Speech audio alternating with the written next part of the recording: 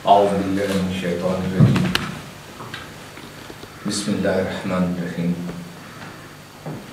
Ju përshëndes përzemërsisht që keni ardhur të dëgjojmë për fenë islame, për Zotin, për Hazret Muhammedin sallallahu alaihi wasallam. Njeriu gjithnjë është i ekur për dituri. Kur nuk ngopet njeriu nga dituria, nga përfitimi i diturisë. Ashtu Hazret Muhammedi sallallahu alaihi wasallam ka thënë që njeriu duhet të fitojë diturinë, arsimohet, pajiset me dituri, prej djepit deri te vdekja, deri te varri. Prandaj gjatë tërë jetës njeriu duhet të urvatet, mundohet, përpiqet që të lexojë diçka, të dëgjojë diçka. Ashtu njeri mëson diçka edhe nxjerr një përfundim korrekt, pa lezuar, pa dëgjuar, pa bërë një bisedë, njeri nuk mund të fitojë diturinë kënaqësi. Edhe dituria me të vërtetë është një kënaqësi për njeri. Sa ma shumë lezon njeri, aq ma shumë ai kënaqet, ai e zgjeron trurin e vetë. Aq ma shumë ai bëhet njeri fleksibel. Se njeriu i ditur ka një pozitë shumë të lartë në sytë të Zotit Gjeleshanut.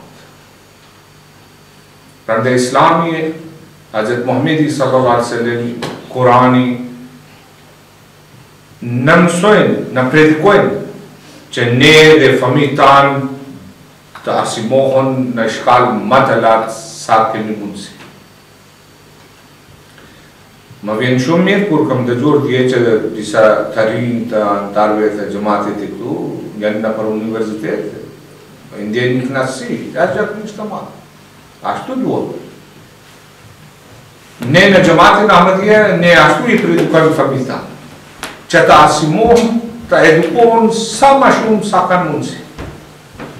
Alhamdulillah, unë mund të them haptazi që në xhamatin tonë njerëzit janë shumë të ditur, edhe po mësojnë, po fitojnë diturinë, edhe ne prandaj në xhamatin tonë organizojmë të ubime të ndryshme, po pas kohë, që të pasurohemi me dituri, me njohje, me marifet për Islamin, për shkencën, për jetën e profetëve, për jetën e profetit shenjtë sallallahu alaihi wasallam.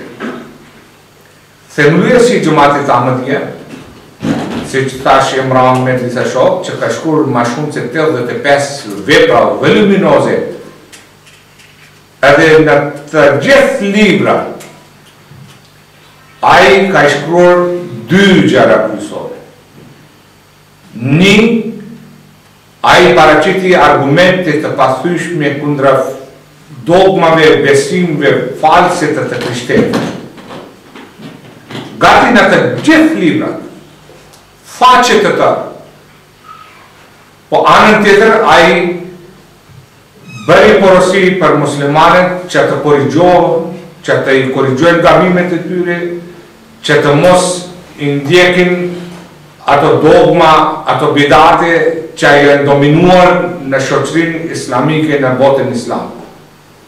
Po duhet të i kthehen rrugës së vërtetë të Hazret Muhammedit sallallahu alaihi wasallam.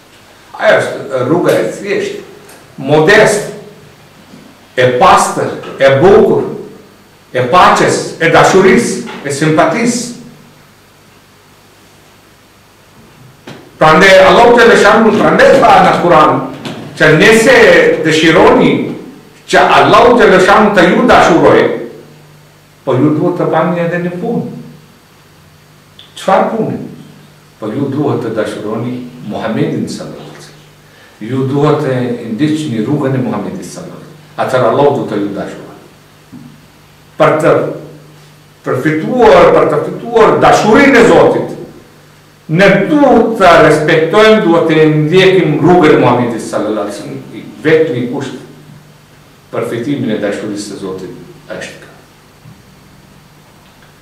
Pa e kuptuar Muhamedit sallallahu alaihi wasallam, pa e respektuar atë, pa e praktikuar sunetin e tij, ne nuk mund të themi se ne do të kemi dashurinë e Zotit ose do të arrijmë në oborin e Zotit xhalesha. Në disa hadise Hazrat Muhamedi sallallahu alaihi wasallam tha, kur njeri ban lutje, ajo lutje nuk arrin tek Zoti, derisa ai nuk çon durud i mbi Muhamedin sallallahu alaihi wasallam. Se Hazrat Muhamedi sallallahu alaihi wasallam është kusht i domosdoshëm, kusht i parë për pranimin e lutjeve tona, për të ne afruar Zotit. Muhamedi është ajo qenje kryesore. Prandaj në qoftë se me një fjalë boshe ne krenoni, alhamdulillah, unë musliman, unë pranoj Muhamedin, unë jam i Muhamedit, unë respektoj Muhamedin, praktikisht unë nuk baja asgjë si ban porosi Muhamedi, atëherë kot është. Se Allahu xhaleshanu nuk kënaqet me fjalë boshe, me pohim me boshe, me deklarata boshe. Allahu kërkon një punë, Allahu kërkon një praktik. Prandaj nuk duhet të kënaqemi vetëm që gojeresht e pranum Islamin, e pranum xhamatin, e pranum Muhamedin, e pranum Masihun, mirë po nuk mundohemi, nuk përpiqemi të kalojmë jetën tonë sipas porosive të Islamit, atëherë këto pohime tona do të mbeten vetëm në këtë botë.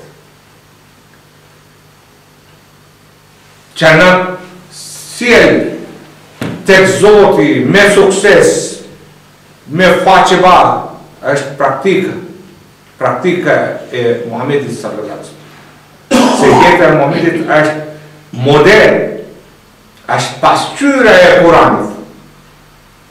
Çfarë Allahu xhaleshanu në Kur'an e porosi një urdhë al Muhamedit sallallahu alaihi wasallam e zbatoi praktikisht në jetën e tij. Prandaj ne duhet zbatojmë jetën e Muhamedit sallallahu alaihi wasallam në jetën tonë. Inshallah ne dalëm edhe në të ardhmen do të flasim për temat e ndryshme, edhe i thash imamit, amirit, të organizohet edhe një të bëjmë apostafat për jetën e Muhamedit sallallahu alaihi wasallam. Inshallah, në qoftë se kismet, Allahu më mundsoj, do të vi edhe do të flas gjatë për jetën e Hazrat Muhamedit sallallahu alaihi wasallam.